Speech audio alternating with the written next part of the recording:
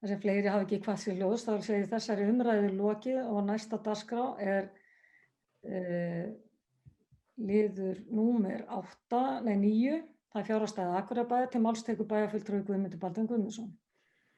Forseti, ágætu bæjarfulltrúar, ég vildi nú kannski ekki vera að lengja málið í umræðinu sem hér var áðan samstarfssáttmálann, en ég náttúrulega mun hér á eftir fara að yfir fjárhagsstöður okkar, en ég langar bara til að taka undir með þeim bæjarfulltrúum sem að hrósuðu forseta bæjarstjórnar fyrir hennar inngang í þessu og þakka líka þeirra umræðu sem áttu sér stað.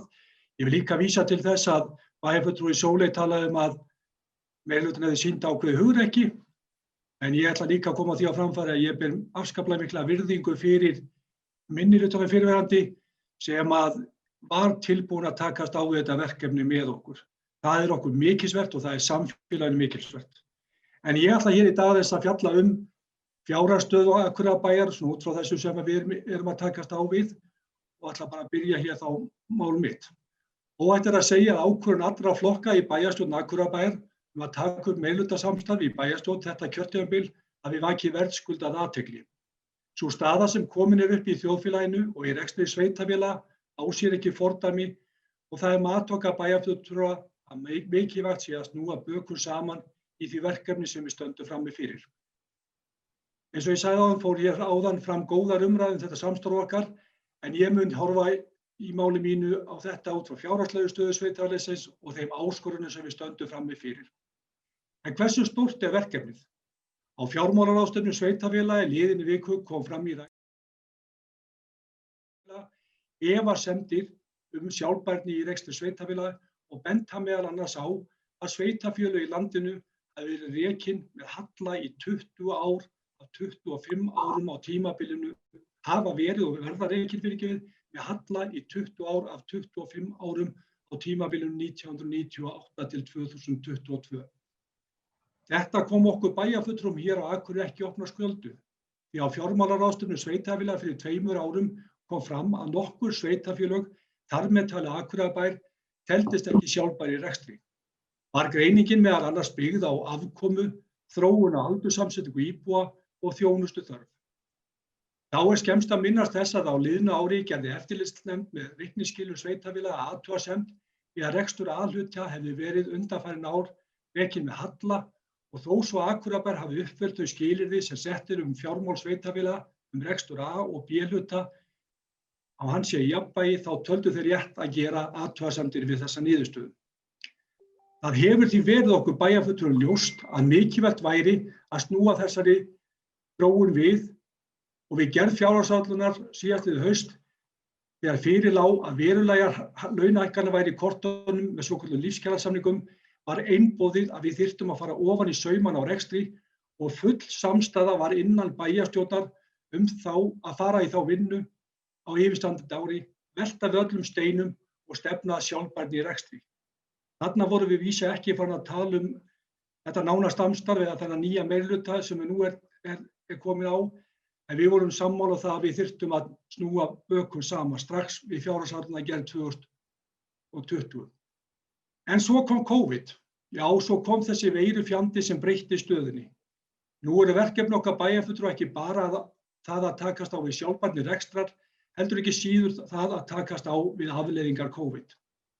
Strax í upphafi COVID-faraldursins tókum við bæjarfulltrúar höndum saman, funduðum reglulega, fórum yfir stöðuna og tókum sameiginlegar ákvarðanir. Ákvarðanir eins og að auka vinnuframboð bæjarins, bæði á vettvangi vinnuskólans sem og í sumarvinnu fyrir skólafólk, taka inn starfsfólk í tímabundin störf í samstarfi við Vinnumálastofnun, auka fé til markaðsátak innanlands, svo dæmi séu nefnd. Voru ákvarðanir sem allar voru teknar í fullu samráði og samvinnu allra bæjarfulltrúa. Í upphafi voru okkur ekki, frekar en öðrum í heiminum, ljóst hversu lengi þetta ástand myndi vara. Engu að síður voru teknar stórar ákvarðanir sem miðuðu meðal annars að því að halda úti atvinnu, sérstaklega meðal ungs fólks. Fljótlega var þó ljóst að áhrifin á tekjur myndu líka hafa veruleg áhrif á rekstur sveitarfélagsins. Útsvar stefndi og stefnir í að verða nokkuð lægra en áætlanir gerðu ráð fyrir. Tekjur frá jöfnunarsjóði hafa dregist saman og hafnarsamlagið hefur orðið fyrir verulegu tekjutapi. Þá höfum við orðið fyrir tekjutapi víða í stofnunum sveitarfélagsins og nægir þar að nefna Hlíðarfjall og Sundlaug þar sem lokanir höfðu veruleg áhrif á rekstur. Þannig áhrifin af COVID metin nú á 1,2 milljarða króna á þessu ári og varlega áætlað mínu mati og erfitt að áætla hversu mikið áhrifin muni ná inn á næsta ár eða jafnvel ef maður vill vera svartsýnn næstu ár. Á sama tíma og við erum svo að horfa til tekjusamdráttar, þá eru lífskjarasamningar sem hafa veruleg áhrif á rekstrargjöld, þannig að verkefni það sem við stöndum frammi fyrir í dag er stórt. Á áðurnefndri fjármálaráðstefnu í liðinni viku kom fram að heildaráhrif af COVID eru metin á milli 50 og 60 milljarða króna hjá sveitarfélögum í landinu. Og út frá því eru áhrif okkar rekstur síst ofmetin þegar horft er til áranna 2020 og 2021. Vissulega er það svo að aðgerðir ríkisins hafa dregið úr tekjusamdrætti sveitarfélaga og ef ekki hefur komið til hlutabótaleið, úttekt á séreignarsparnaði og tekjutengja atvinnuleysisbóta er ljóst að tekjutap sveitarfélaga hefur orðið mun meira. Hvernig þetta allt heldur áfram er erfitt að sjá fyrir. Vinnumálastofnun spáir miklu atvinnuleysi og þrátt fyrir frekari innspýtingu af hálfu ríkisins er mikil óvissa hvernig þróun útsvarstekna mun verða á næstu mánuðum eða á þeim tíma sem við verðum að takast á við afleiðingar veirunnar. Þó ber að fagna því að ríkið er að setja mikinn kraft í opinbera uppbyggingu hér í bæ. Við sjáum flugstöðarbyggingu fara á stað og strax á næsta ári, bygging legudeildar SAK er komin á skrið og stefnt er að uppbyggingu 2 heilsugæslustöðva á næstu árum. Allt framkvæmdir sem eru hjálpað verulega til við að snúa þróuninni við. Hvað sem öðru líður, þá er vandinn stór og sveitarfélög í landinu takast á við stöðu sem á sér ekki fordæmi að mínu mati. Við erum að sjá fram á að tap að yfirstandi ári verður yfir 2 milljarða króna og fyrir áramót munum við leggja fram fjárhagsáætlun næsta árs þar sem fyrirsjáanlegt er að stór halli verður á rekstri. Vissulega vill maður leyfa sér að vera bjartsýnn og spár gera ráð fyrir að leið og tök nást á veirunni munu samfélagið verða fljótt að taka við sér og hagvöxtur mun aukast hratt. Það er hins vegar mörg efin í þessu öllu saman og fjárhagsáætlun næsta árs sem við stöndum frammi fyrir þessa dagana er alls ekki einföld. En við erum ekki ein í þessari baráttu.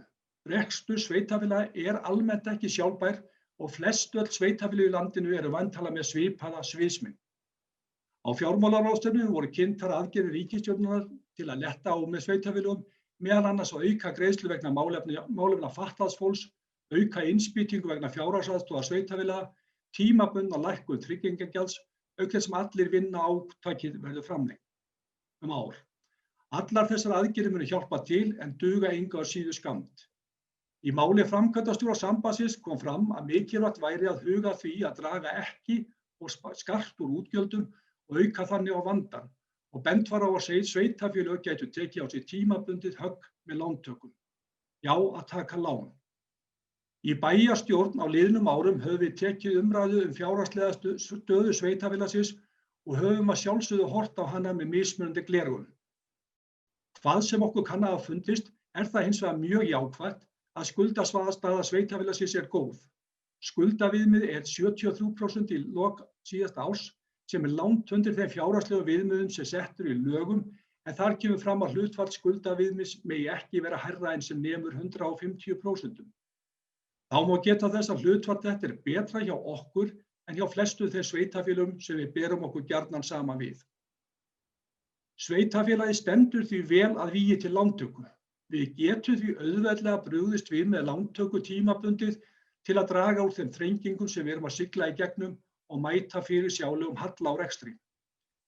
En hins vegar hverfur vandinn ekki frá okkur, ekki frekar hjá öðrum sveitarfélögum og það er markmið okkar allra að ná fram sjálfbærni í rekstri.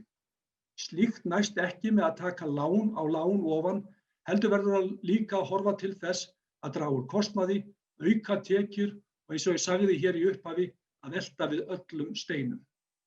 Já, ágætu verkefni sem við stöndum frammi fyrir er afar krefjandi sem felst meðal annars í því að takast á við áhrif COVID á rekstur og Guð má vita hversu lengi þau áhrif vara, miklar launahækkanir og tekjufall. Til lengri tíma þarf svo að stefna að sjálfbærni í rekstri A-hluta og rekstrarins í heild. Forseti ágætu bæjarfulltrúar, í samstarfssáttmála sem hér var til umræðu áðan eru línurnar lagðar og þar erum við bæði að horfa til skemmri og lengri tíma. Ég er sannfærður að okkur mun takast með góðu samstarfi að sigrast á því verkefni sem við stöndum frammi fyrir og skilja sátt við verkefni okkar í lok kjörtímabils. Takk fyrir. Það er bæjarfulltrúi Guðmundur Baldvin Guðmundsson lokið máli sínu. Næst tekur til máls bæjarfulltrúi Gunnar Gíslason. Forseti ágætu bæjarfulltrúar, nú verð ég að bregðast við. Nei, ég er bara að grínast. Ég vil bara þakka bæjarfulltrúa Guðmundi, formanni bæjarráðs, fyrir bara mjög góða ræðu, þar sem hann tók þetta mál allt saman mjög vel saman og gerði góða grein fyrir því. Og ég hef bara ekkert fleiri máli að segja, bara takk fyrir. Það er bæjarfulltrúi Gunnar Gíslason lokið máli sínu. Orðið er laust. Það er greinilega fleiri á sama máli. Enginn hefur kvatt sér hljóðs. Þá segir þessari umræðu lokið og þá koma síðasta liða dagskrá. Það er skýrsla bæjarstjóra. Til máls tekur bæjarstjóri Ásthildur Sturludóttir.